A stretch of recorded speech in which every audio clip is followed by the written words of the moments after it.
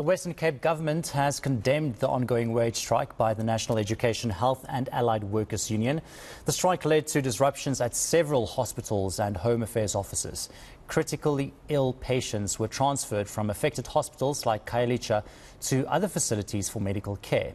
But the union warns that the strike will continue until a revised wage offer by government is put on the table.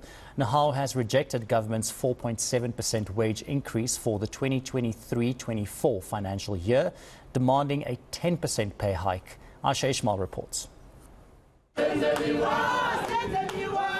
The Western Cape Health Department says a few hospitals were initially disrupted due to staff shortages. But those needing critical care were quickly moved and treated elsewhere. We saw patients coming and going after being attended to at the Khayelitsha District Hospital.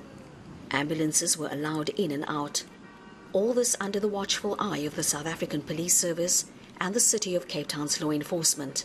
We have ensured that our action, in as much as we withdraw the labour power, it doesn't get to an extent that it would put the lives of patients into danger. That's why even now you can see there are no disruptions where we are. But it doesn't mean, therefore, that the strike in other areas, particularly in the state admin, if you go to Home Affairs, you will see, even here in Khayelitsha, is closed. It's as a result of workers deciding to say, okay, well, it's well and fine if you are going to use intimidation and come with big cars of police. We would rather not come into work. We'll come in the morning, demonstrate, around 12 o'clock, we'll go home and rest.